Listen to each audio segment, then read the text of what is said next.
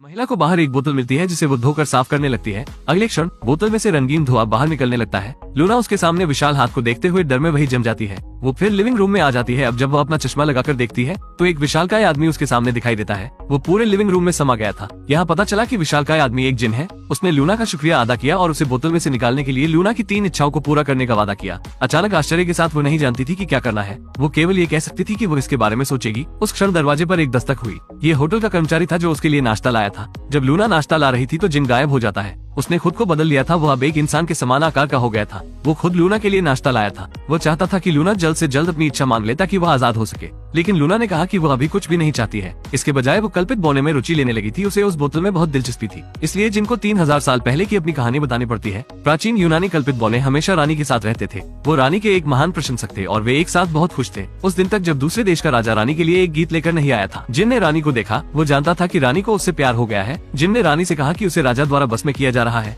लेकिन वो राजा के प्यार में पहले ही पड़ चुकी थी, इसलिए वो उसकी बातों पर ध्यान नहीं देती है। अंत में रानी को अकेलापन अब और नहीं बर्दाश्त हो रहा था, इसलिए वो राजा से प्यार करने लगती है। जिन उसे छुपकर देखने लगता है कि क्या चल रहा है। राजा जानता था कि जिन उससे नाराज हो गया था, इसलिए उसने एक जादुई बोतल निकाली और जिन को उसमें सील कर दिया और उसे समुद्र में फेंक दिया। रानी ने उसके लिए जरा सा भी शोक जाहिर नहीं किया। राजा ने जिन को अपने रास्ते से हटा दिया था। जिन को समुद्र में 2000 से अधिक वर्षों तक सील कर दिया गया। वो अपनी बोतल में गुस्से में रोता रहता था। लेकिन एक दिन मछली पकड़ने के दौरान एक मछुआरे ने गलती से उस बोतल को निकाल लिया था, लेकिन बहुत अधिक समय बीत चुका था। मछुआरे ने इसे एक पत्थर समझकर एक तरफ फेंक दिया और फिर इसे एक दीवार के निर्माण के लिए एक ईंट के रूप में इस्तेमाल किया गया। एक दिन एक लड़की राजकुमार पर नजर रखने के लिए दीवार पर चढ़ गई और गलती से सुनहरी बोतल को नीचे गिरा दिया। जब लड़की को सुनहरी बोतल मिलती है तो वो उसे खोलने लगती है, लेकिन जब वो जिन को अचानक देखती है तो वो डर कर बेहोश हो जाती है। जब लड़की को होश आता है तो वो जिन से अपनी पहली इच्छा मांगती है कि राजकुमार उसके साथ प्यार में पड़ जाए। जल्द ही राजकुमार और लड़की एक साथ रहने लगते हैं। जिन ने लड़की को उस बोतल को जमीन में छिपाने के लिए कहा। जल्द ही लड़की अपनी दूसरी इच्छा मांगने लगती है कि वो राजा के लड़के की मां बन जाए, लेकिन इसमें ज्यादा समय नहीं लगा था जब राजकुमार सिंहासन के लिए लड़ने में विफल रहा। अंततः उसे मार दिया गया और लड़की को भी बख्शा नहीं गया।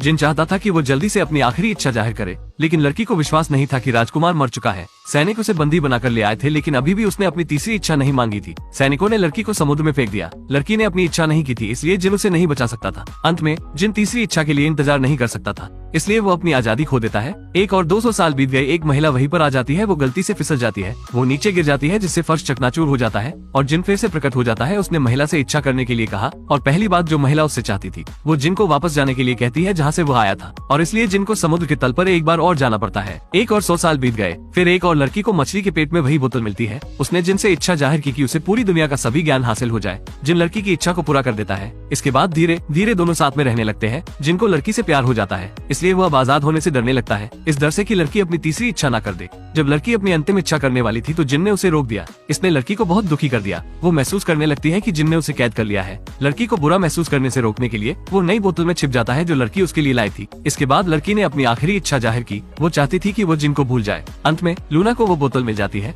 जिन की कहानी सुनने के बाद लूना के होश उड़ जाते हैं। क्या वो भी जिन के द्वारा कैद हो गई है? जिसके बाद लूना अपनी पहली इच्छा मांगती है कि वो जिन से प्यार करने लगे। जिन ने उसकी इच्छा पूरी कर दी। दोनों पति पत्नी के रूप में एक साथ रहने लगते हैं। लूना जिन के लिए एक नई बोतल लाई थी। वो चाहती थी कि जिन यही रहे। तब से लूना काम के बाद हर दिन घर जल्दी आ जाती थी, क्योंकि अब उसके पास कोई था जो उसका घर पर इंतजार करता रहता है। वो दोनों बात करते करते नहीं थकते थे। लूना ने सोचा कि यह हमेशा ऐसा ही चलने वाला था, लेकिन वो हमेशा की तरह घर आई थी। लेकिन घर पर जिन नहीं था। उसने घर की तलाशी ली, लेकिन उसे जिन कहीं नहीं मिला। इसके बजाय उसने तहखाने में जिन को पाया। उस क्षण वो राख में ढका हुआ था। जब लूना ने उसे बुलाया तो जिन जाग गया, लेकिन जिन ने कहा था कि वो कभी भी सो नहीं सकता है। अब वो कैसे सो गया? ये पता चला कि उसके चारों ओर शोर था और मौजूद विद्युत चुंबकीय तरंगें उसे गहराई से पीड़ा दे रही थी। तब लूना ने महसूस किया कि उसने गलत इच्छा मांग ली है, इसलिए उसने अपनी दूसरी इच्छा मांगी। वो चाहती थी कि जिन वो करे जो वो अपने लिए करना चाहता है। जैसे ही लूना अपनी इच्छा मांगती है, वैसे ही जिन की बोतल टूट जाती है। लूना हंसने लगती है, क्योंकि तब जिन को वो आजादी मिली जो वो चाहता था। रात में लूना जिन की बाहों में लेट जाती है। वे दोनों अपने अंतिम अलविदा का इंतजार कर रहे थे। अगले दिन लूना तहखाने में जिन की चीजों को संग्रहित कर रही थी। उनके रिश्ते की यादें लूना अपनी नोटबुक में लिखना शुरू कर देती है। लूना घर की तरफ जाने लगती है। अचानक वो रुक जाती है। वो पीछे मुड़कर देखती है। जिन उसकी ओर आ रहा था और अंत में प्रेमी एक साथ मिल जाते हैं।